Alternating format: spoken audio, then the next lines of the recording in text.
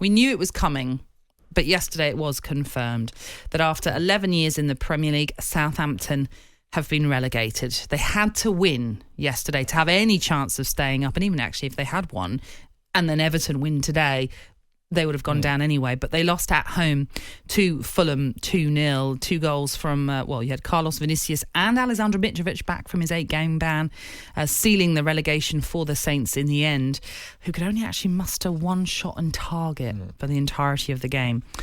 Despite that, the Southampton manager, Ruben Sellers, rejected the notion that his players didn't try during the game.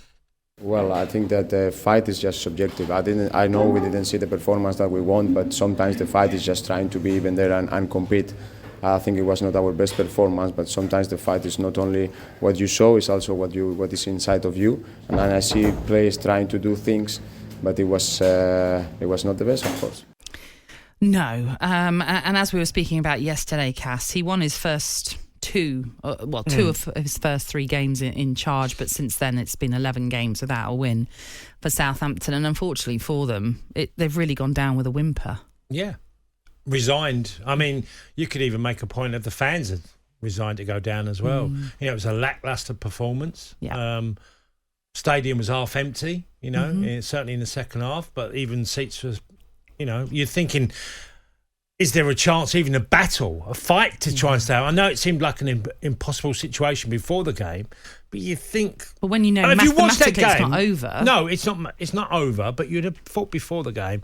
One thing you're guaranteed today is blood, sweat and tears. Roll your sleeves up, we're going to give it our all, and it was far from that.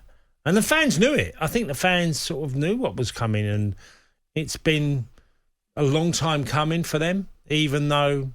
Fans will probably tell Southampton, look, we've been going down since after Christmas, really. Just we've not looked a complete team.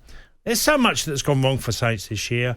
You do beg the question, was it right to sack Hasenhüttl? Was it right? Was that a right decision at the time? In hindsight, it seems to be no for me. Well, it's an interesting one, isn't it? Because actually, seeing what Southampton fans had to say about Hasenhüttl, and I'm actually looking at recent messages about Hasenhüttl, a lot of them were still very much in agreement. It was the right decision. They felt that Hasenhüttl he'd even lost his enthusiasm for the job. So they were obviously thinking, regardless of hindsight being a wonderful thing, and would they have gone down with him in charge? And like you, I kind of wonder if the same. But... many Southampton fans, like I say, on social media were saying it still was the right decision because they weren't getting results. Yeah, exactly. Well, see, the worry for us, and me and you have talked about this, Nat, was what happened last summer when there was change within the staff. And it felt like to me he was the last man standing. So if things did turn out wrong, his head was going to be on the chopping block. And it's been a really weird season for him. James Ward-Prowse has been their top goal scorer twice in a row. I know the season hasn't finished yet, but this year he's on, I think, around 7-8. And last year was 10 in the Premier League. I did laugh yesterday when Talas was talking about, next season, would he be there, Ward-Prowse? Yes. I'm like, there's no chance he'll be there. There's no way they're going to be able to keep hold of him. And why would he stay? To go down to what? I think... It doesn't feel like a club, and it's easy to say now, but it doesn't feel like a club that's going to change overnight. It doesn't feel like a Burnley to me.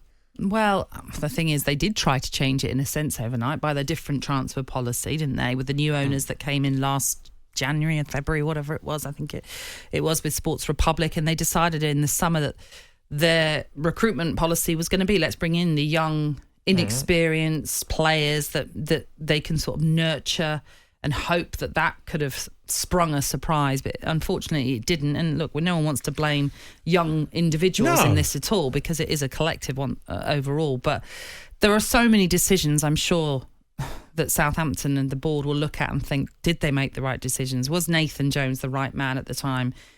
I feel as though Nathan Jones was always on a losing battle, really, because I don't think he was a fan's choice. He wasn't a fan's favourite. So it was always a difficult start for him anyway, but as we know, it proved to be a very difficult spell. Then there was this suggestion of Jesse Marsh coming in, and I think the board were reluctant to give him a contract longer than what he wanted. And again, fans will be looking at that and thinking, well, why would you not have tried Jesse Marsh? Why would you not have given him what he might have wanted? Because he kept Leeds up, for example. That could be the arguments thrown at Southampton and their board. And the board did put out a statement, Cass, so let me just read this. They say, today, of course, is a hugely disappointing one for everyone associated with Southampton Football Club. We have fought tirelessly as a club throughout this season, but the Premier League is the most competitive league in the world and our results were simply not good enough to stay there. We are particularly saddened and frustrated that our first season as controlling shareholders in Southampton Football Club has ended in relegation. While this outcome is distressing for all of us, now is the time to demonstrate unity. We are grateful to our managers, our players, our staff, and above all, our fans for battling to the end to keep the Saints in the top tier. They say that they will begin work straight away to see Southampton return to the Premier League, who were, of course, inaugural members of the Premier League as well. We want to reassure our supporters, our partners, and our staff that we remain fully committed to achieving long-term success for the club at the top level. Which, I mean, is kind of a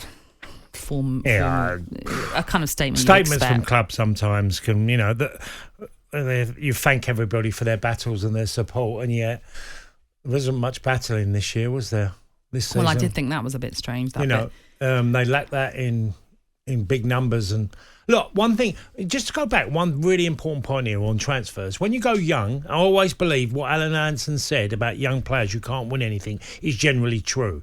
And that's not against young players. What you don't do in the transfer windows, you don't go, we're only going to sign young players that we might be able to be a feeder club for somebody else.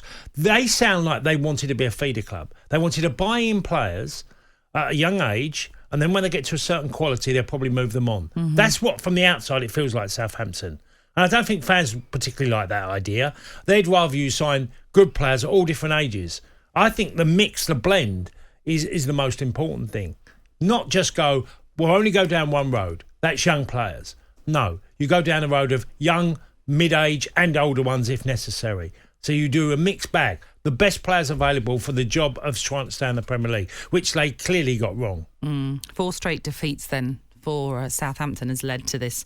As we mentioned, it felt like it was the inevitable just because of how this season was going for them, Cass. And the problem as well that they had was everybody around them is battling away and is picking up points, and Southampton were the only team really just not putting up a fight, it felt. And no wonder, actually, you say, you looked at the scenes at St Mary's and there were a lot of empty seats, and there's a part of you that thinks, you know what, no wonder a lot of fans didn't turn up. Got disillusioned. Or left at some point because, they were disgruntled, they were disillusioned, like you say, and thoroughly disappointed because, as we've mentioned, they've limped out of this Premier League, and that's the worst thing that any fan can go through. If you go down and you think, at least we battled, we tried our hardest, but in the end, results just went against us. That's something. It's still hard to take, but this, just the manner of the way that they've gone down, I can understand the huge disappointment. Yeah, they deserve to go down. Oh, that's such a hard thing to say, but no, they deserve to go down. I know. Southampton fans, I think even the die-hard ones will admit we deserve to be relegated to the Championship. Everything wasn't good enough this year, whether it's recruitment of managers, players, and performances. I think the Southampton faithful were disillusioned, and it showed by the numbers that turned up for a game that was vitally important. Even though it was nigh on a miracle, there was no enthusiasm for a win yesterday. That would bother me. And okay, even if you take what you do at the end of this season into next year, it's important. That didn't happen at St Mary's. Weekend Sports Breakfast with Natalie Sawyer and Tony Cascarino. Sunday mornings from 6 on AM, on DAB, via the talkSPORT app and on your smart speaker. talkSPORT.